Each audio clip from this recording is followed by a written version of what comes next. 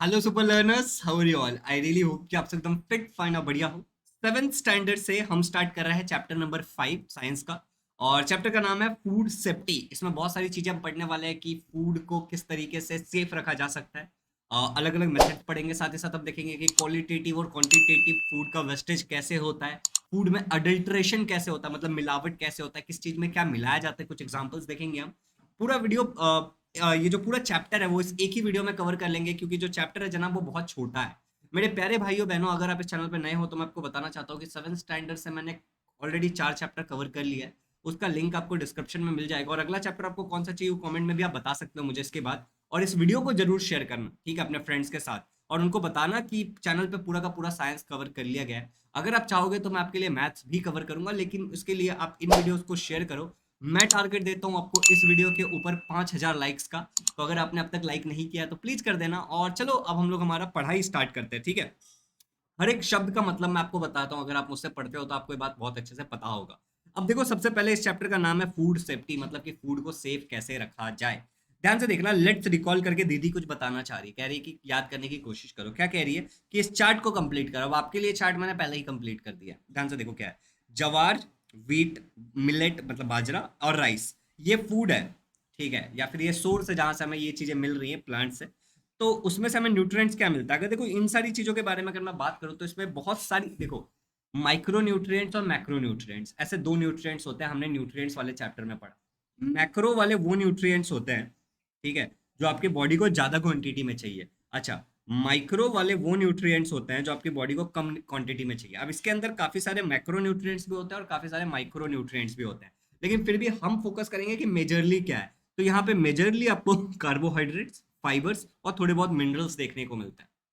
ये जो भी फूड सोर्स है उसमें आपको ज्यादा से ज्यादा कार्बोहाइड्रेट्स, फाइबर्स और मिनरल्स देखने को मिलेगा। कहाँ से? और फंक्शन इन बॉडी क्या है? अगर कार्बोहाइड्रेट है तो आपको एनर्जी देगा, अगर फाइबर्स है तो आपके बॉडी में डाइजेशन में हेल्प करेगा, मिनरल्स जो होता है वो स्मूथ फंक्शनिंग में काम आता है। फिर अगर मैं बीन्स एंड पल्सेस के बारे में बात करूँ तो आपको प्रोटीन, पल्सेस मतलब दाल वगैरह होता है, यहाँ से आपको प्रोटीन्स ज्यादा मिलते हैं। और प्रोटीन क्या करता है? आपके बॉडी में जो भी मसल्स बन रहे हैं उसको बनने में हेल्प करता है, बिल्डिंग ब्लॉक से बेसिकली। आपका जो हेयर है वो एक प्रोटीन से बना हुआ है, नाखून क्या है? प्रोटीन से बना हुआ। ब्लड एक प्रकार का प्रोटीन है, उसके अंदर हेमोग्लोबिन, समझ रहे हो? स्किन एक प्रकार का प्रोटीन है इसके अंदर। तो आपकी जो बॉडी के अंदर जो बिल्डिंग ब्लॉक्स होते हैं, कोई भी चीज जब बनता है तो वो प्रोटीन से बनता है। तो ऑयल और घी से हमें क्या मिलता है भैया? फैट मिलता है। फैट का भी अलग अलग काम है, जिसमें से हॉर्मोन्स बिल्ड करना एक इंपॉर्टेंट काम है। फैट जो होता है उससे बहुत सारे हॉर्मोन्स बनते हैं आपके, प्रोजेस्टेरॉन, टेस्टोस्टेरोन, एस्ट्रोजन, ऐसे कुछ इंपॉर्टेंट हॉर्मोन्स होते हैं इंसान के बॉडी में, जो फैट्स या फिर लिपिड से बनता है। अब देखो ध्यान से सुनना, लिपिड्स मतलब वही फैट है यहाँ पे, ठीक है। और ये जो सेल मेम्ब्रेन है, जैसे आपने, अगर आपने पढ़ा होगा सेल के बारे में, पढ़ा होगा ह्यूमन सेल के बारे में, तो सेल के ऊपर आपने पढ़ा होगा एक सेल मेम्ब्रेन होता है जिसको प्लाज्मा मेम्ब्रेन भी कहा जाता है। तो ये जो सेल मेम्ब्रेन या फिर प्लाज्मा मेम्ब्रेन है, वो एक चीज से बना होता है जिसको हम बोलते हैं फॉस्फोलिपिड। ध्यान से स्पेलिंग को ध्यान से सुनना, याद नहीं भी रहेगा तो कोई बात नहीं। फॉस्फो, फॉस्फो मैं गलत लिख रहा हूँ शायद, फॉस्फो, PHO, फॉस्फोलिपिड्स, ठीक है। अब यहाँ पे देखो, ये जो फॉस्फो है इसका मतलब होता है फॉस्फोरस, ठीक है।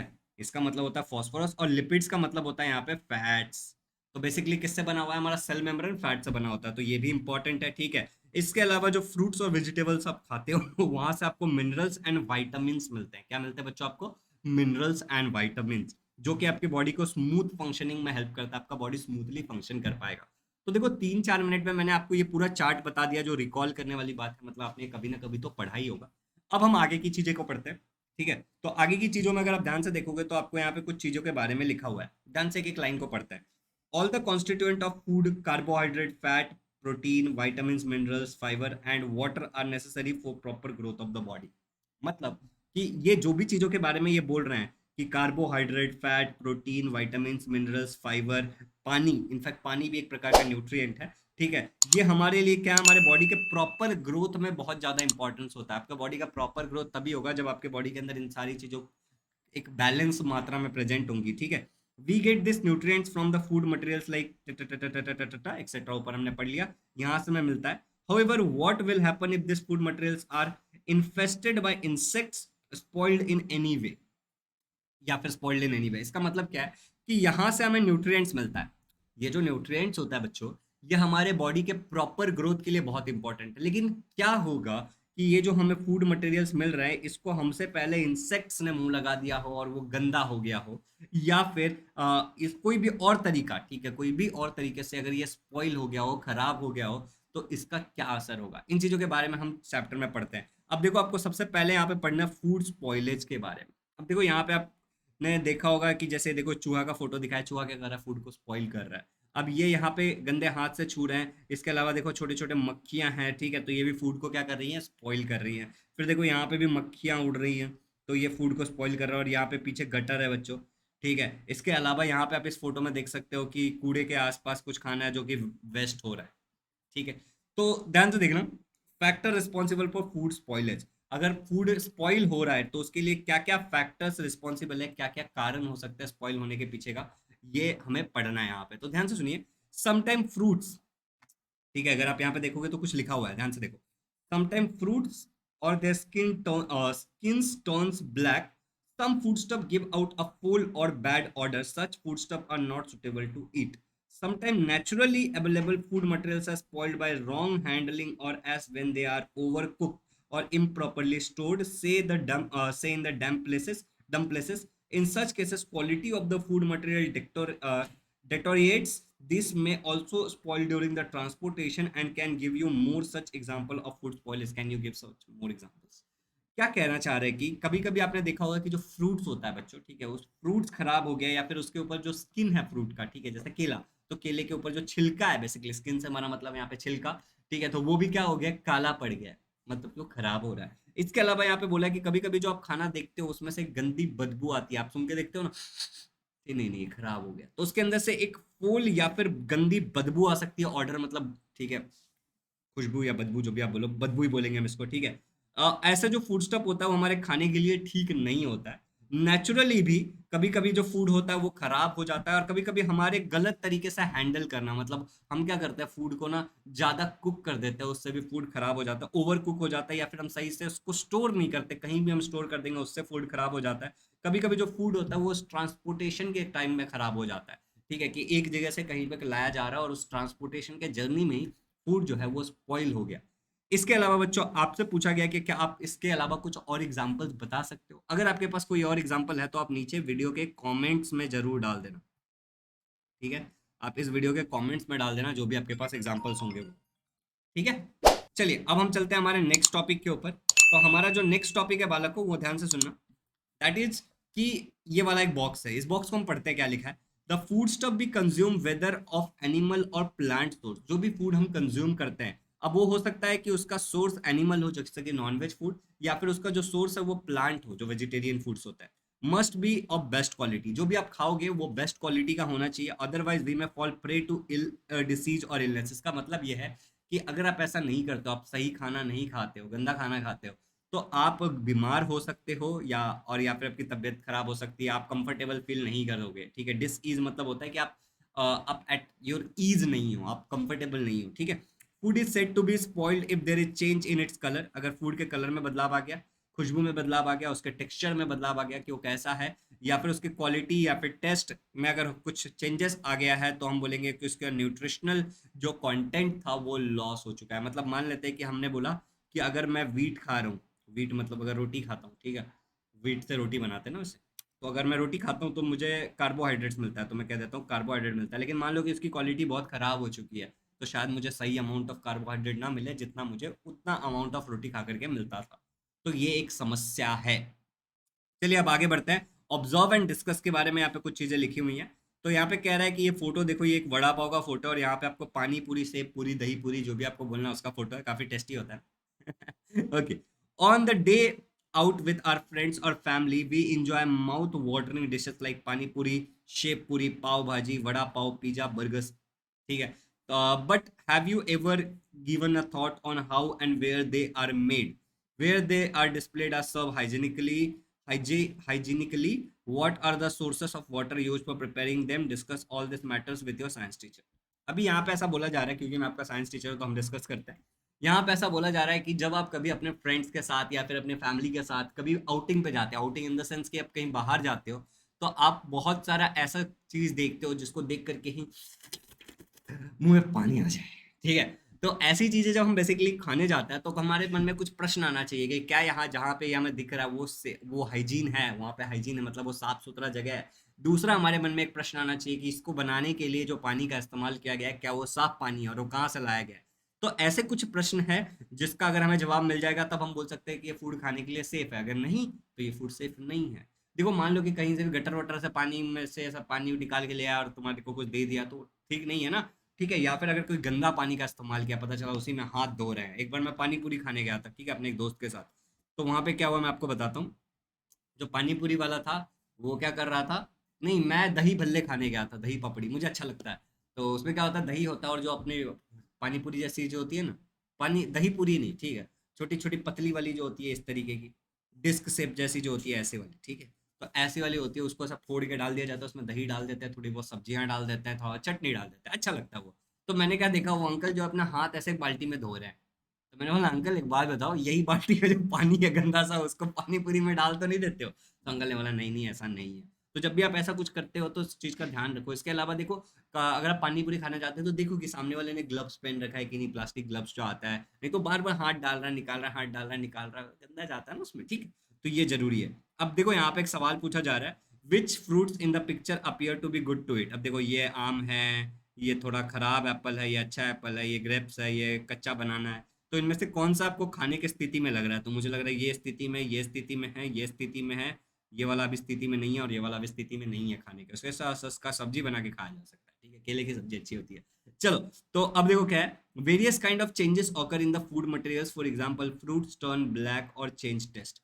अब फूड मटेरियल जो आपका होता है, ठीक है, उसके अंदर बहुत सारे बदलाव हो सकते हैं। जैसे कि एग्जांपल के लिए अगर हम फ्रूट्स की बात करें तो ब्लैक और टर्न चेंज द टेस्ट, जो इसका छिलका है वो काला पड़ सकता है या फिर उसका टेस्ट बदल सकता है। मीट बिकम सोर और पीनट बिकम रैंसिड, जो आपका मीट है, ठीक है, वो खट्टा हो जाता है। हम कहते हैं ना कि खाना खट्टा हो गया, बासी हो गया, खराब हो गया, ठीक है। और जो पीनट्स होते हैं, मूंगफलियां जो होते हैं, वो रैंसिड हो जाती है क्योंकि उसके अंदर फैट होता है और उसका ऑक्सीडेशन है। रैंसिड हो जाना मतलब क्या होता है कि उसके अंदर जो भी फैट्स है, ठीक है, उसका क्या हो गया, ऑक्सीडेशन हो गया। ऑक्सीडेशन मतलब कि अब वो ऑक्सीजन के साथ रिएक्ट कर चुका है और सामने वाला फूड खराब हो चुका है, ठीक है। All this change occur due to the factors within the food material. अब ये जो भी चीज होता है कि काला पड़ रहा है या फिर टेस्ट बदल रहा है या फिर रैंसिड हो जा रहा है, वो डिपेंड करता है कि फूड के अंदर क्या है। मैंने जब आपको बोला कि हमारा जो फूड है वो रैंसिड हो गया, तो मैंने आपको ये भी बताया क्योंकि इसके अंदर फैट है जिसका ऑक्सीडेशन हो गया। समझ रहे हो? तो ये इंपॉर्टेंट है। Often food grains etcetera produced in farms are damage due to various reason like improper handling. अगर आप प्रॉपर हैंडल नहीं कर रहे हो फूड ग्रेन्स को तो आपका जो फूड ग्रेन है वो भी कभी कभी खराब हो जाता है।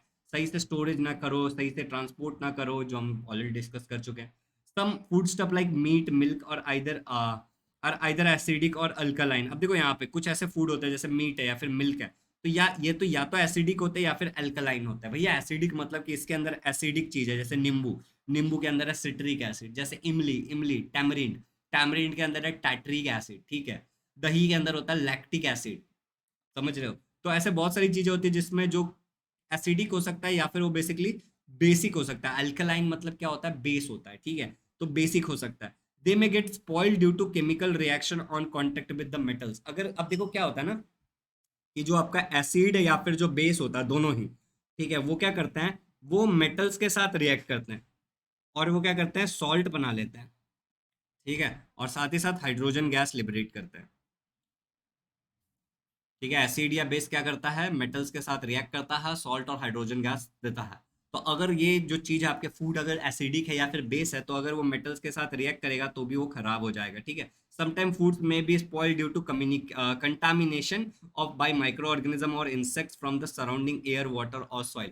कभी कभी जो आपका फूड मटेरियल है वो आसपास के कीटाणु, जीव जंतु, हवा, पानी, इनसे भी खराब हो सकता है, ठीक है। क्या आप कुछ एग्जांपल दे सकते हो फूड स्पॉयलेज का? तो आपको अगर आपके पास कुछ एग्जांपल्स हैं गूगल करो वगैरह करो और नीचे कमेंट में लिख दो, ठीक है। सिंपल था यहाँ तक।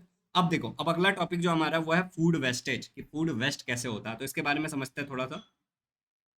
With the help of science and technology, India has shown great progress in the production of various foodstuff like cereals। अब भैया cereals मतलब क्या होता है? यहाँ पे लिखा जा रहा है कि इंडिया ने बहुत ज्यादा प्रोग्रेस दिखाया है cereals के प्रोडक्शन में, फ्रूट्स, वेजिटेबल, फिश और मिल्क के प्रोडक्शन में, मिल्क प्रोडक्ट्स के प्रोडक्शन में, with the help of science and technology. इसके बारे में यहाँ पे लिखा हुआ है। अब सेरेल्स मतलब क्या होता है बच्चों, जो सबसे ज्यादा प्रोड्यूस होने वाला सेरेल्स है वो है व्हीट। तो आपको आइडिया आ गया होगा, बार्ली, राई, कॉर्न, ओट्स, ये सब जो चीजें इनको हम सेरेल्स कहते हैं, ठीक है। अब देखो यहाँ पे क्या लिखा है अगला, even so many people in the country and all over the world face problem of hunger. अभी भी जबकि साइंस एंड टेक्नोलॉजी के कारण इतना ज्यादा प्रोडक्शन बढ़ गया है, फिर भी लोग भूख वाली प्रॉब्लम फेस करते हैं। Many do not get even one meal a day, काफी लोगों को तो दिन का एक वक्त का खाना भी नहीं मिलता। Hence our duty is to prevent wastage of food whenever it takes place. तो हमारी ये सोशल रिस्पॉन्सिबिलिटी बनती है कि अगर हमें कहीं भी दिख रहा है कि फूड वेस्ट हो रहा है तो हमें इस चीज को रोकना चाहिए, फूड वेस्टेज को अवॉइड करने की कोशिश करनी चाहिए जहां पे भी हमें लग रहा है कि यहाँ पे हो रहा है। चलिए, अब देखो अगला क्या लिखा है, दो टाइप के वेस्टेज के बारे में लिखा है। Quantitative wastage of food. Quantitative wastage of food मतलब होता है कि वेस्ट ज्यादा क्वांटिटी में वेस्ट हो रहा है, मतलब क्वांटिटी में वेस्ट हो रहा है, ठीक है, उसका ज्यादा क्वांटिटी था इसलिए वेस्ट हो गया। अब यहाँ पे क्या कारण हो सकता है, wrong methods of farming like hand sowing of seed, inadequate threshing, improper storage of wrong methods of distribution और some of the reason of quantity measure of wastage of food. मतलब बोला कि फार्मिंग से रिलेटेड अगर कोई दिक्कत हो रहा है, ठीक है, गलत तरीके से फार्म किया जा रहा है तो वो पूरा का पूरा वेस्ट ही हो जाएगा एक तरीके से, ठीक है। या फिर फार्मिंग के प्रोसेस में अगर कुछ गलत किया जा रहा है तो वहां पे भी बहुत ज्यादा क्वांटिटी में खाना वेस्ट हो जाता है, फूड वेस्ट हो जाता है। Beside much food is wasted as a result of custom of offering serving to too many people और to a guest traditional fest और बैंक्वेट्स। मतलब यहाँ पे बोला जा रहा है कि एक रीति रिवाज है कि अगर आपके घर में बर्थडे है या फिर शादी है तो हम लोग लोगों को बुलाते हैं, बहुत सारे लोगों को बुलाते हैं और उनको हम खाना खिलाते हैं। तो ऐसे में भी क्या होता है कि ज्यादा खाना बन जाता है तो अक्सर वेस्ट होता है, लोग अपने जरूरत से ज्यादा थाली में ले लेते हैं और बर्बाद कर देते हैं, तो ये भी एक है। तो had it not been wasted, वो भी वेस्ट ही हो गया ना एक तरीके से। All this food could have meet the need of many others. अब यही सब खाना अगर रह जाता तो कुछ ही ऐसे लोगों के काम आ जाता जिन लोगों को खाना नहीं मिलता। हमने कहा ना कि कुछ ऐसे लोग होते हैं जिनको दिन के एक वक्त का भी खाना नहीं मिलता है, तो उनके काम आ सकता है, ठीक है। तो फूड को वेस्ट नहीं करना चाहिए, मोटा मोटा बात ये है। अब दूसरा क्या है भैया, क्वालिटेटिव वेस्टेज ऑफ फूड। कि कभी कभी फूड क्या होता है कि उसकी क्वालिटी खराब हो गई, ठीक है, इसके कारण भी फूड वेस्ट हो जाता है। तो wrong methods of protecting food, अगर आप फूड को जो मतलब मान लो कि अभी फार्म में उस फूड को उगा लिया गया है और उसको आप प्रिजर्व कर रहे हो, लेकिन आप सही तरीके से उसको प्रिजर्व नहीं कर रहे हो, प्रोटेक्ट नहीं कर पा रहे हो, वहां पे दिक्कत हो जाएगा। अगर आप ज्यादा प्रिजर्वेटिव का इस्तेमाल कर लेते हो तो उसमें भी क्वालिटी खराब हो जाएगा। प्रिजर्वेटिव वो चीजें होती हैं जो फूड को लंबे समय तक सेफ रखती हैं, ठीक है। ओवर कुकिंग, जैसे एग्जांपल के लिए मान लो कि आप जो वेफर्स वगैरह खाते हो आलू वगैरह का, ठीक है, उस वो क्या होता है बेसिकली, वो एक पैकेट में होता है जिसमें बहुत सारा हवा भरा होता है। वो हवा नहीं होता, वो नाइट्रोजन गैस होता है बच्चों, ठीक है। अब वो नाइट्रोजन गैस क्या करता है, फंगस नहीं उगने देता है, आपके जो पोटैटो चिप्स है उसके ऊपर फंगस नहीं उगने देता है। तो ये वाली बात है, ठीक है। अब देखो कभी कभी क्या होता है, ओवर कुकिंग से भी हमारा जो क्वालिटी है वो खराब हो जाता है और फिर हम फेंक देते हैं खाने को, ठीक है। Washing the vegetable after cutting them, अगर आपका जो वेजिटेबल है उसको आप काट लेते हो और फिर धोते हो तो उसके अंदर से वाइटामिन मिनरल्स और न्यूट्रिएंट्स कभी कभी धुल जाता है, ठीक है। तो वहाँ पे भी क्वालिटी खराब हो गया। फिर mishandling of fruits and grapes and mangoes in miscalculation of time required to transport food and producer to the consumer, so are some of the causes of qualitative wastage of food. यहाँ पे क्या बोला जा रहा है कि कभी कभी क्या होता है ना कि प्रॉपर तरीके से जो आपका फूड है वो आप तक आ नहीं पा रहा है, ट्रांसपोर्ट नहीं हो पा रहा है, या फिर मान लो कि जो सामने वाला जो प्रोड्यूसर है जो फूड को प्रोड्यूस कर रहा है उसको लगा कि 2 दिन में पहुंच जाएगा, लेकिन वो पहुंचने में 4 दिन लग गया, तो पूरा रास्ते में ट्रांसपोर्ट होते होते वो खराब हो गया। तो ये सब भी कारण हो सकता है जिसके कारण क्या होगा कि क्वालिटी वेस्टेज ऑफ फूड होगा, क्वालिटेटिव वेस्टेज ऑफ फूड होगा, कि फूड की जो क्वालिटी है वो खराब हो गई और इसके कारण फूड क्या हो गया, वेस्ट हो गया। चलिए, तो यहाँ तक अगर सारी चीजें क्लियर है तो आप देखो ये वाला एक बहुत ही अच्छा सा चार्ट दिया है, ये बहुत ही आसान है। वैसे कह रहा है what can we do to prevent the food wastage and spoilage, आप क्या क्या कर सकते हो जिससे आप फूड वेस्टेज और स्पॉइलेज को रोक सकते हो। तो पहला वाला देखो क्या लिखा है, serve yourself only as much as you can eat, उतना ही अपने आप के लिए खाना लो जितना आप खा सकते हो, औकात से ज्यादा नहीं लेना है। दूसरा क्या है, avoid over cooking of food, ज्यादा खाना को पकाने की कोशिश मत करो, ठीक है, जबरदस्ती। फिर कह रहा है avoid throwing away left over food, reuse it at proper way, अगर आपको लगता है कि ये खाना को दोबारा रीयूज किया जा सकता है तो उसको मत फेंको, लेकिन अगर खाना बहुत ही ज़्यादा खराब हो गया तो उसको फेंक दो, ठीक है, क्योंकि वो आपके हेल्थ को खराब करेगा, ठीक है, लेकिन प्रॉपरली फेंकना उसको। ओके, उसके बाद देखो, buy only as much as grain vegetable fruits milk etcetera as you need, avoid the temptation of make temptation to make excessive purchases. अब देखो क्या समस्या क्या है कि कभी कभी कुछ चीज़ें सस्ती होती है तो हम लोग बहुत ज़्यादा खरीद के रख लेते हैं और बाद में वेस्ट हो जाता है, तो ये मत करो, ये टेम्पटेशन को खत्म करो ज़्यादा खरीदने की। जितना जरूरत है उतना ही खरीद के रखो, सस्ता है, या फिर स्टोर करके ज़्यादा मत रखो, कभी कभी खराब भी हो जाता है, ठीक है। Store grains and other perishable food, perishable food मतलब ऐसी चीज़ें जो खराब हो जाती है समय के साथ, ठीक है। Store grains and other perishable food stuff like vegetable, fruits, milk etcetera using proper method. इनको सही से रखो, फ्रिज वगैरह में अगर रख रहे हो तो बहुत अच्छी बात है, अगर बाहर भी रख रहे हो तो सही से रखो कि ये खराब ना हो। तीसरा छठा क्या लिखा है देखो, check the expiry date of the bottle can packed food and use within the time. अगर आप कुछ पैक्ड आइटम यूज कर रहे हो तो उसका एक्सपायरी डेट देख लो और उसको विद इन टाइम खत्म करने की कोशिश करो कि वो वेस्ट ना हो। अगला क्या है, eat all the food that you have served yourself. और अगर आप ज़्यादा ले रहे हो, जितना आपने सर्व किया है उतना आप पूरा फूड खत्म करो, दैट्स योर रिस्पॉन्सिबिलिटी। यहाँ पे एक बहुत ही प्यारा सा सवाल बोला है, ऑब्जर्व एंड डिस्कस। कह रहा है कि what can we do to avoid the use of rice grain as akshata and to prevent the wastage of food during the wedding fest. अब मुझे बताओ, शादी वगैरह में, पूजा वगैरह में, देखो शादी के टाइम में, ठीक है, पूजा जब होता है या फिर कोई भी कस्टम हम फॉलो करते हैं तो हम चावल का इस्तेमाल करते हैं, ऐसा अक्षत बोल करके छींटते हैं, फिर उसको झाड़ू मार करके हटा देते हैं या फिर पोटली बांध करके छोड़ देते हैं, कहीं फेंक देते हैं।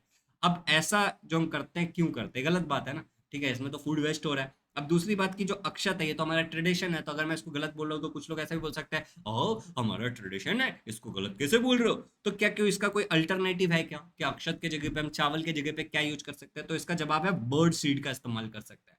अब सवाल ये होता है कि भैया चावल को बर्ड सीड से रिप्लेस करें, लेकिन चावल का इस्तेमाल क्यों करते हैं?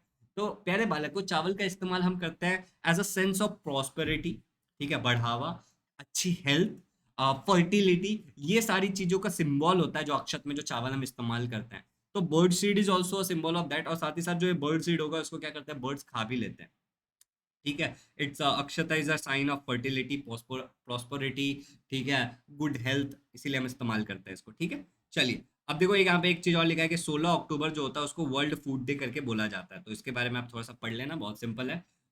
फिर यहाँ पे एक चीज और बताया है एफ एस एस ए आई के बारे में, ठीक है, कि नेशनल एक इंस्टीट्यूशन है जो फूड एंड ड्रग एडमिनिस्ट्रेशन के अंदर आती है। और ये क्या करती है बेसिकली, एक एक्ट है, ठीक है, कि 2006 में आया था कि जो फूड है वो सेफ होना चाहिए। तो ये लोग ना अलग अलग जगह जाके चेक करते हैं, अगर कोई दिक्कत हो तो वहाँ पे बोलते हैं भाई सही करो, उनके ऊपर फाइन बना लगाते हैं। तो एक गवर्नमेंट ऑर्गेनाइजेशन है जो आपके फूड को सेफ्टी के ऊपर ध्यान देती है, आप इसके बारे में भी थोड़ा सा पढ़ लेना। साथ ही साथ आप इस वेबसाइट पे भी जाकर के थोड़ी सी रीडिंग कर सकते हो। अब यहाँ पे ध्यान से सुनो, food storage and preservation. Food को हम किस तरीके से स्टोर कर सकते हैं और कैसे प्रिजर्व कर सकते हैं, यहाँ पे देखो बहुत सारे मेथड्स हैं जिनके बारे में हम पढ़ने वाले हैं, ठीक है। अब पहले ये पढ़ लेते हैं कि यहाँ पे क्या लिखा है, देखो, we have learned about various methods of safe storage of food like freezing, drying, boiling, airtight packing, etc. These different methods prevent the growth of microorganisms in the food and thereby save the food from spoiling. आपने बहुत सारे method already पढ़े हैं lower standard में, ठीक है, जैसे कि सेफ स्टोरेज के लिए फ्रीज करके रख देना, ठीक है, जब हम किसी भी, यहाँ पे हम लोग डिटेल में आगे पढ़ने वाले इसलिए नहीं बता रहा हूँ, ड्राई करके रख लेना, बॉईल करके रख लेना, एयरटाइट कंटेनर में रखना। इन सब चीज़ों के बारे में अभी डिटेल में इसलिए नहीं एक्सप्लेन कर रहा हूँ क्योंकि नेक्स्ट पेज पे करने वाला हूँ। चलो, तो ये सारी चीज़ें हम क्यों करते हैं, क्योंकि माइक्रो ऑर्गेनिज्म का जो ग्रोथ है फूड में वो कम हो जाए, या फिर जो फूड है उसको हम ज़्यादा दिन तक सेफ रखें और उसका स्पॉइलिंग ना हो ज़्यादा, ठीक है। अब देखो, food protection and food preservation, इसके लिए हम फूड प्रोटेक्शन होता है और एक होता है फूड प्रिजर्वेशन। फूड प्रोटेक्शन मतलब क्या है, देखो, prevention of food spoilage by microbial growth and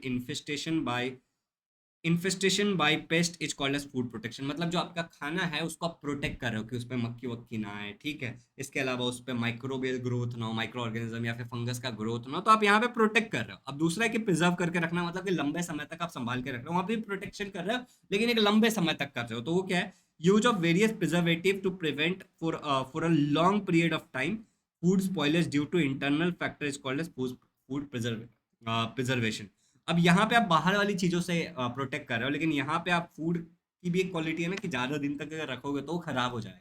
तो इंटरनली उसमें वो खराब ना होने स्टार्ट हो जाए और लंबे समय तक टिक सके, इसके लिए हम उसमें प्रिजर्वेटिव ऐड करते हैं।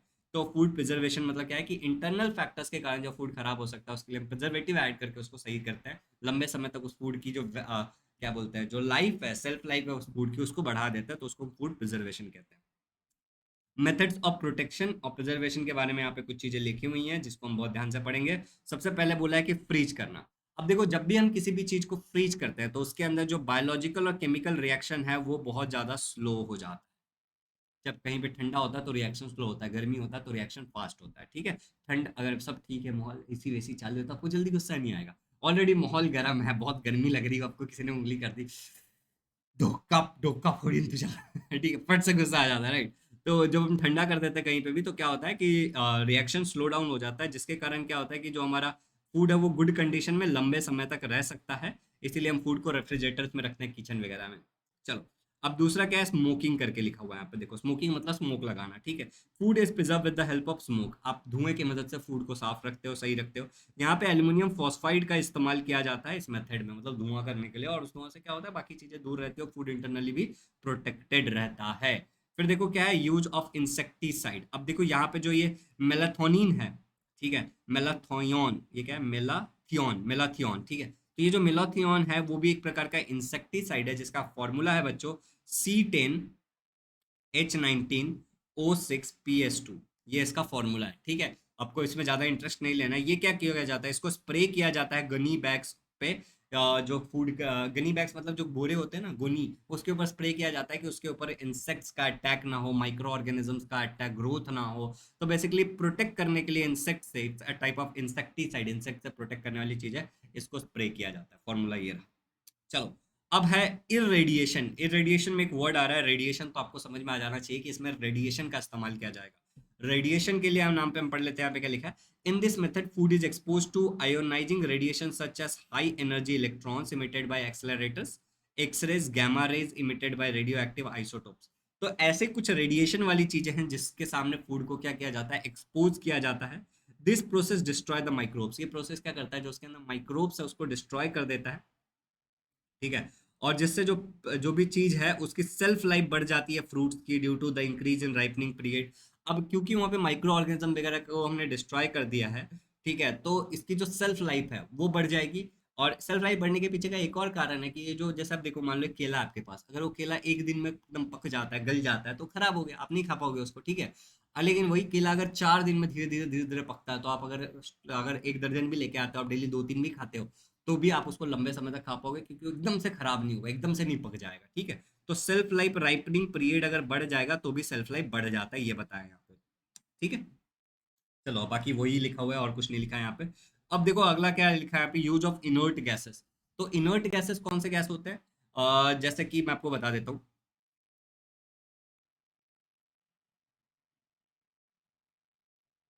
ये सब हमारे इनर्ट गैसेस हैं। ये क्या है बच्चों, हीलियम है, ये नियॉन है, ये आर्गन है, ये क्रिप्टॉन है, जेनॉन है, रेडॉन है, ठीक है। तो ये सब हमारे इनर्ट गैसेस, एक प्रकार के एलिमेंट होते हैं। तो यहाँ पे देखो, अब वैसे ये इंसर्ट लिखा है, ठीक है, सॉरी। ये लिखा है इंसर्ट। ओके, कोई बात नहीं। तो यहाँ पे देखो क्या लिखा है, nitrogen gas is filled in air tight packets of potato wafers, ये मैंने आपको बताया था ना अभी, ठीक है, and other food product thereby preventing the growth of fungus and insects in them. तो ये मैंने आपको बताया था, तो इसमें फिर से बोल के कोई फायदा नहीं है।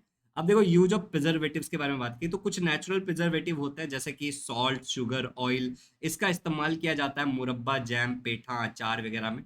तो ये प्रोटेक्टेड हो जाते हैं नेचुरल प्रिजर्वेटिव। देखो अचार जब आपकी मम्मी बनाती होगी तो उसके अंदर नींबू डालती होगी, ठीक है। इसके अलावा हो सकता है कि आपकी मम्मी नमक डालती होगी, या फिर उसमें चीनी डालती होगी, या फिर ऑयल डालती होगी। तो उससे क्या होता है कि वो लंबे समय तक रहता है। अचार डेली तो नहीं बनाते ना, हाँ अचार खाने का मन है, ठीक है, आज शाम को अचार बनेगा, ऐसा नहीं होता ना। एक बार बना लेते हैं, स्टोर करके रखते हैं, तो उसमें ऑयल वगैरह डाले के रखते हैं, उसको टाइम टू टाइम धूप लगाते हैं, ठीक है। तो ये नेचुरल प्रिजर्वेटिव हो गया, जो सेल्फ लाइफ बढ़ा देता है प्रिजर्वेटिव, मैंने आपको बताया था ना पीछे।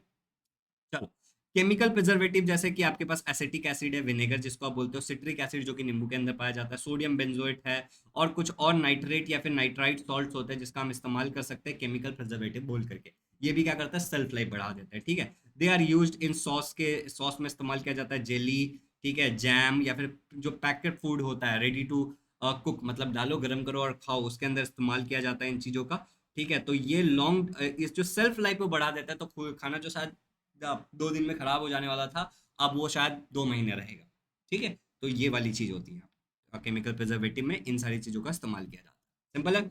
चलो, अब एक और चीज है, पेस्टोराइजेशन। तो पेस्टोराइजेशन को डिस्कवर करने वाले हमारे ग्रेट साइंटिस्ट थे लोइस पैस्टर, ये बात को याद रखना। तो यहाँ पे किया क्या जाता है, this method involves heating of milk and other milk food stuff up to a certain temperature. ये जो मेथड है इसमें हम क्या करते हैं कि जो हमारा जो फूड स्टफ है, ठीक है, उसको हम बहुत हाई टेम्परेचर तक हीट करते हैं। जैसे कि मिल्क को हम 80 डिग्री सेल्सियस तक लेके जाएंगे 15 मिनट में, और फिर उसको फटक से ठंडा करेंगे। तो इससे क्या होता है, जो इसके अंदर जो माइक्रोब्स है, मतलब छोटे छोटे माइक्रो ऑर्गेनिज्म है, वो डिस्ट्रॉय हो जाते हैं, और ये जो आपका दूध है या फिर जो भी आपका जिस भी चीज़ के साथ आप पेस्टराइजेशन कर रहे हो, फूड स्टफ, वो आपका लंबे समय तक अब टिकेगा और जल्दी खराब नहीं होगा। So this is all about this. ठीक है, अब यहाँ पे ये जो हमने पढ़ा था इरिडेशन, उसमें कह रहा है कि इरिडेशन प्लांट है महाराष्ट्र में इस वाले जगह पे। ठीक है, तो ये आप रीड कर लेना, सिंपल। ओके, अब लास्ट वाला हमारा ये टॉपिक है और इसके बाद तो ये चैप्टर एकदम खत्म ही हो जाता है। ठीक है, तो ये लास्ट वाला एक पेज है, सेकंड लास्ट बोल देते हैं इसको। अब इस पेज में ना बेसिकली आपको अडल्ट्रेशन के बारे में बताया। अडल्ट्रेशन मतलब होता है मिलावट। ठीक है, तो देखो क्या बोला जा रहा है, जैसे कि दूध होता है बच्चों, दूध में वैसे तो पानी मिलाया जाता है, लेकिन उसके अलावा यूरिया और फॉर्मेलिन और एक्सेट्रा और भी चीजें मिलाई जा सकती हैं। ठीक है, जिससे दूध का फैट कंटेंट बढ़ा दिया जाए। अगले पेज पे आपको लिखा हुआ है ये। ठीक है, रेड चिली पाउडर, जो मिर्ची पाउडर होता है उसके अंदर ब्रिक, रेड ब्रिक का पाउडर मिलाया जाता है। ठीक है, मतलब मिलावट किया जाता है। उसके बाद ब्लैक पेपर के अंदर पपैया सीड को पीस करके मिला दिया जाता है, या फिर आइसक्रीम जो होगा उसके अंदर नाइट्रेट या फिर कुछ और मिलाया जा सकता है। ठीक है, तो बेसिकली क्या है कि food is adulterated in this way too, ऐसे मिलावट के कारण तो फूड अडल्ट्रेटेड होता ही होता है, लेकिन removal of some important components of food, example removal of fat, content of milk, essence of cloves और कैडामम्स एक्सेट्रा। तो देखो जो फ्लेवर वगैरह बनाया जाता है या फिर कुछ और बनाने के लिए आपका जो मतलब जो भी फूड स्टफ है उसके अंदर से जो कुछ इंग्रेडिएंट है आपने उसको एक्सट्रैक्ट कर लिया, आपने उसको निकाल लिया, तो उससे भी आपका फूड क्या हो गया, एडल्ट्रेटेड हो गया, क्योंकि अब उसके अंदर वो न्यूट्रिशनल वैल्यू ही नहीं है। ठीक है, अच्छा, mixing, mixing of low quality in edible और चीपर मटेरियल और harmful colour with the food. कभी कभी क्या होता है कि कुछ चीप और जो कि इन एडिबल है, जो खाया नहीं जा सकता, इन एडिबल मतलब नहीं खाया जा सकता है, और सस्ती वाली चीजों को अगर मिला देते हैं जो कि हमारे सेहत के लिए हार्मफुल है, कलर, हार्मफुल कलर फूड के साथ, तो वो भी एडल्ट्रेशन ही है। Mixing of some harmful materials like small stone, fine sand, iron filings, urea, dung of horse, sawdust etcetera. तो ऐसी कोई भी चीज भी अगर हम मिलाते हैं, डंग ऑफ हॉर्स मतलब क्या होता है, घोड़े की टट्टी। ठीक है, और इसका यूरिया आपको पता है खाद की तरह इस्तेमाल करते हैं, और या फिर आयरन के टुकड़ों का अगर हम इस्तेमाल कर रहे हैं तो ये भी, आयरन के टुकड़े वैसे रवा में इस्तेमाल किया जाता है, सूजी के अंदर। ठीक है, तो ऐसी कोई चीज का अगर हम इस्तेमाल कर रहे हैं तो ये भी हमारे हेल्थ के लिए हार्मफुल है, और इसको भी हम कहेंगे कि मिलावट हुआ है फूड के अंदर, क्या हुआ है, अडल्टरेशन हो गया है। ठीक है, अब यहाँ पे कुछ चीजें लिखी हुई हैं, पढ़ो क्या लिखा है। The health of all the people young and old, poor and rich is endangered by food adulteration. Different types of adulterants effect our body in different. अब अडल्ट्रेंट्स मतलब क्या होता है, जैसे यहाँ पे मैंने आपको बोला नाइट्रेट के कारण अडल्ट्रेशन हो रहा है। ठीक है, यूरिया मिलाया जा रहा है, तो क्या मिलावट किया जा रहा है उसको हम अडल्ट्रेंट्स बोलेंगे। ठीक है, और यहाँ पे बोला जा रहा है गरीब, अमीर, बूढ़े, बच्चे, जवान, सभी के शरीर को नुकसान किया जा रहा है, खतरे में डाला जा रहा है अडल्ट्रेशन के कारण, मिलावट के कारण। ठीक है, अलग अलग चीज़ों में अलग अलग चीज़ों को मिला करके मिलावट किया जाता है। कुछ अडल्ट्रेशन जो होते हैं जो आपके एब्डोमिनल डिस्कम्फर्ट दे सकते हैं, पेट दर्द करा सकते हैं आपको, जहरीला हो सकता है कभी कभी, तो आपको डेथ भी हो सकती है। ठीक है, कैंसर हो सकता है अगर लॉन्ग टर्म तक आप अडल्ट्रेटेड फूड खाते हो तो ये सब समस्याएं मिलावट के साथ ये बताया गया, और ऐसे और भी बहुत सारी समस्याएं हैं। अब देखो थिंक अ लिटिल करके एक चीज बोला है, make each one of us should think about what we eat every day and about the nutritive value quality of food we eat. तो हम क्या खाते हैं इसके बारे में हमें सोचना चाहिए, उसके अंदर क्या है ये भी थोड़ा पढ़ाई लिखाई करनी चाहिए, ऐसा बोला गया। अब यहाँ पे एक चार्ट दिया है, बहुत ही प्यारा सा चार्ट है, मुझे बहुत अच्छा लगा। इस चार्ट में आपको बताया कि फूड मटेरियल मिल्क है, रेड चिली पाउडर है, टर्मरिक पाउडर है और रवा है। फिर बोल रहा है इसके अंदर एडल्टेंट आपका water, brick dust, red brick dust, metanil yellow या फिर फाइन आयरन फिलिंग्स, ये एडल्ट्रेंट्स है। तो हमने वाटर का, मिल्क का तो बताया था मैंने कि पानी मिलाया जाता है, रेड चिली मैंने आपको बताया था ब्रिक डस्ट मिलाया जाता है, टर्मरिक में मिथेनिल ऑरेंज मिलाया जा सकता है, और रवा में मैंने आपको बताया था कि आयरन फिलिंग्स मिलाया जा सकता है। ठीक है, अब देखो बच्चों, अब सवाल यह है कि अगर ये मिलावट हुआ है तो हमें कैसे पता चलेगा। तो यहाँ पे एक टेस्ट लिखा है कि ये टेस्ट करके आपको पता चल जाएगा, और बता रहा है कि ये कंक्लूजन है, आपने टेस्ट किया, रिजल्ट में अगर ये है तो ठीक है, नहीं है तो मिलावट है। देखो ध्यान से, जैसे कि पानी के अंदर अगर दूध के अंदर अगर पानी मिला है, आपको कैसे पता चलेगा। आप एक ड्रॉप ऑफ मिल्क ले लो, एक ग्लास स्लाइड पे, ग्लास स्लाइड इस तरीके का ले लो, उस पर मिल्क लो, और उसको वैसे जरा सा हल्का सा इंक्लाइन करो, झुकाओ, जो अब दूध जो है फैल जाएगा। अगर जो दूध फैल रहा है बच्चों, ठीक है, जो दूध फैल गया है, अगर वो आपको मिल्क वाइट ही दिख रहा है, मतलब दूध के जैसा ही दिख रहा है, मिल्की मिल्की दिख रहा है, अगर एकदम ट्रांसपेरेंट है, ग्लास दिख रहा है आपको, तो आप समझ जाओ कि पानी मिलाया गया था। ठीक है, और अगर मिल्की वाइट दिख रहा है तो आप समझ जाना कि इसमें कोई भी मिलावट नहीं हुआ है। ठीक है, अब देखो रेड चिली पाउडर में ब्रिक डस्ट मिलाया जाता है। अब इसका क्या बोला गया है कि एक चम्मच आप क्या ले लो, आपका चिली पाउडर ले लो, और उसको एक पानी में डाल दो, बिकर में, बिकर इस तरीके की चीज को बोला जाता है। ठीक है, इसके अंदर डाल दो और उसके अंदर थोड़ा सा पानी डाल दो, अब उसको अच्छे से मिला दो और थोड़ी देर के लिए छोड़ दो। जब आप थोड़ी देर के लिए छोड़ दोगे तो क्या होगा, जो रेड लेयर है, अगर वो नीचे जाकर के सेटल हो गया, ये टेस्ट ट्यूब है और इसके नीचे ऐसे रेड लेयर ऐसे अगर सेटल हो गया, तो समझ जाओ कि ये ईंट का टुकड़ा है जो कि नीचे चला गया, चिली पाउडर तो ऊपर तैरेगा। ठीक है, तो if the red layer is settled at the bottom of the beaker it must have been adulterated with brick dust, उसको हम एडल्ट्रेट किया गया है। अब देखो यहाँ पे बोला गया टर्मरिक, मिथेनिल, ऑरेंज, वो भी सेम यही बात है कि आप क्या करो, यहाँ पे एक पिंच ले लो, एक छोटा सा एक टुकड़ा, एक चुटकी ले लो, पिंच मतलब, ठीक है, और उसको एक टेस्ट ट्यूब में डाल दो और उसमें थोड़ा सा पानी डालो, उसको थोड़ा मिलाओ और उसके बाद क्या करो, उसमें थोड़ा सा HCl डाल दो, कॉन्सेंट्रेटेड HCl डाल दो। कॉन्सेंट्रेटेड HCl मतलब वो HCl जिसमें पानी की मात्रा बहुत कम है। HCl क्या होता है? Hydrochloric acid. HCl क्या होता है? हाइड्रोक्लोरिक एसिड, एक प्रकार का एसिड है। अब इस एसिड में अगर बहुत सारा पानी मिलाएंगे, थोड़ा सा एसिड रहेगा, तो हम डाइल्यूट HCl कहेंगे, और बहुत सारा एसिड है, कम पानी है, तो इसको हम कॉन्सेंट्रेटेड HCl बोलेंगे। CONC का मतलब है कॉन्सेंट्रेट, ठीक है, कॉन्सेंट्रेट। आई होप कि समझ आ गया होगा।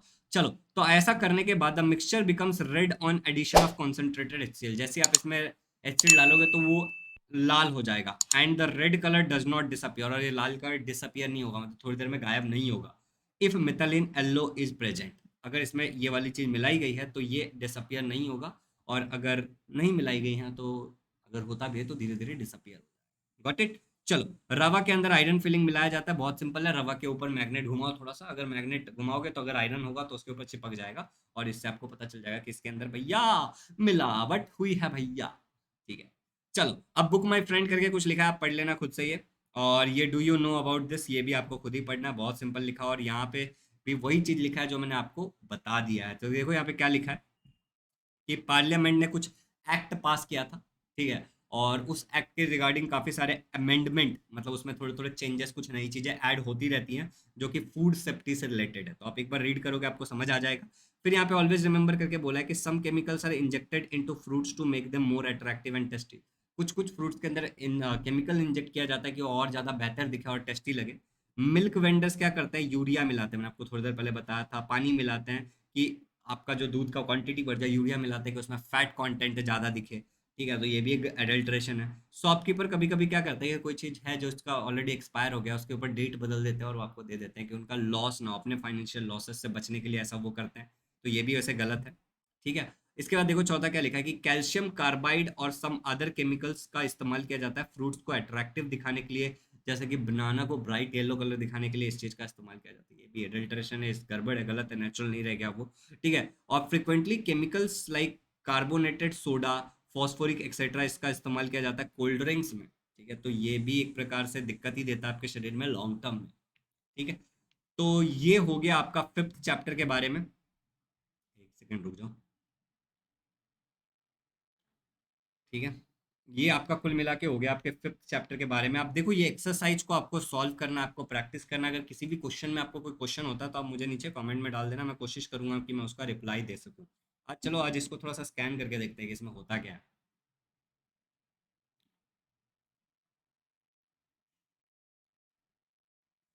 अच्छा, तो बेसिकली ये ई बाल भारती का लिंक है जो कि खुल ही नहीं रहा है। यहाँ से आप टेक्स्ट बुक वगैरह डाउनलोड कर सकते हो, ठीक है, वेबसाइट का लिंक है, यहाँ से आप टेक्स्ट बुक वगैरह डाउनलोड कर सकते हो, अच्छी बात है। अब देखो यहाँ पे आयरन फिलिंग्स हम किस में डालते हैं? रवा में डालते हैं। हनी में बच्चों हम क्या मिला सकते हैं ये बताना है। मिथिलीन आयरन हम किस में डालते हैं? टर्मरिक में डालते हैं ना। तो अभी देखो ऑलमोस्ट तुम्हें सब सिखा ही दिया है, तो तुम आसानी से कर सकते हो क्वेश्चंस, ठीक है। तो बहुत ही प्यारे प्यारे क्वेश्चन है, डाइंग ऑफ फूड ग्रेन्स। चलो, ये कर लेना। एक छोटी सी बात, हालांकि आप सेवन स्टैंडर्ड में हो, दो बातें एक्चुअली मैं बताना भूल गया। एक कि सेवन स्टैंडर्ड का एक टेलीग्राम ग्रुप है, ठीक है, सेवन्थ और एट्थ के बच्चों के लिए, जिसमें अभी तो ज़्यादा बच्चे नहीं है, लेकिन आप लोग ज्वाइन करोगे तो बढ़ जाएगा। अगर आप टेलीग्राम यूज करते हो तो उस ग्रुप को ज्वाइन कर लेना।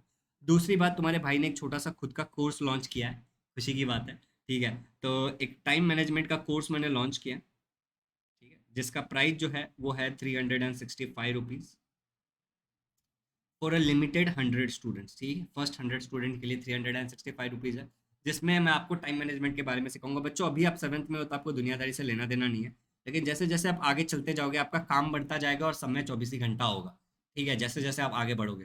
तो मेरे हिसाब से दो क्वालिटीज़ तो इंसान को सीखनी चाहिए। एक है कम्युनिकेशन स्किल, कि किसी भी से बात कैसे करते हैं एंड ऑल, और दूसरा इंसान को सीखना चाहिए टाइम मैनेजमेंट के बारे में, ठीक है, कि टाइम को कैसे मैनेज करें। स्कूल वगैरह ये सब नहीं सिखाती, तो आप ये सीख सकते हो मेरा ₹365 का कोर्स लेकर के, ठीक है। मगर ये कोर्स खरीदने से पहले एक बार अपने पेरेंट्स से ज़रूर बात करना, क्योंकि पेमेंट तो उन्हीं को करना है, ठीक है। तो पेरेंट्स से एक बार बात कर लेना और फिर परचेस करना। आपको आसानी से एक्सेस मिल जाएगा। मैं कॉल भी कर लूँगा जैसे ही आप देख लोगे तो, ठीक है? जैसे आप परचेज़ कर लोगे तो, और आपके पास मेरा नंबर भी रहेगा, तो आपको कभी भी कोई भी दिक्कत होगी तो हम बातें कर सकते हैं, ठीक है? तो ये एक बेनिफिट है इसका। तो it's not a compulsory one, लेकिन अगर आप चाहो तो आप ये कर सकते हो। अगर वीडियो यहाँ तक देखा है तो नीचे वीडियो में कमेंट, एक सेकंड, ठीक है? ये चैप्टर हो गया। अगर वीडियो यहाँ तक देखा तो एक बार कमेंट में डाल देना कि हाँ भैया हमने यहाँ तक देख लिया है। इस चैनल के ऊपर बच्चों, ठीक है, कंप्लीटेड लिख देना नीचे कमेंट में। इस चैनल के ऊपर देखो बच्चों, हमने ऑलरेडी इतना सब कुछ पढ़ लिया है, ठीक है? ऑलरेडी हमने इतना सब कुछ पढ़ लिया, और आज मैं इस चैप्टर को भी इस तरीके से कर देता हूँ कि हमने फूड सेफ्टी भी कर लिया। अब अगला चैप्टर आपको इनमें से कौन सा चाहिए, आप मुझे कमेंट में बता सकते हो। ऑलरेडी एक बार सारे चैप्टर्स कवर किए गए हैं चैनल पे, आप शुभम झा चैप्टर का नाम लिख करके सर्च भी कर सकते हो। मैं अगर सामने से जाऊँ तो मैं measurement of physical quantities upload कर दूंगा, मोशन फोर्स एंड वर्क, फिर ये मैं ऐसे एक एक करके अपलोड करता चला जाऊंगा। अगर आपको इन बिटवीन कोई चैप्टर चाहिए तो आप मुझसे डिमांड कर सकते हो, मैं कर दूंगा। Thank you so much. अगर चैनल पर नए हो सब्सक्राइब कर लेना, टेलीग्राम को ज्वाइन कर लेना, और डिस्क्रिप्शन में लिंक है हमारे टाइम मैनेजमेंट के कोर्स का, अगर आप लेना चाहते हो तो वो भी ले सकते हो, वो पेरेंट्स से बात करके। Thank you so much, have a good day, happy learning.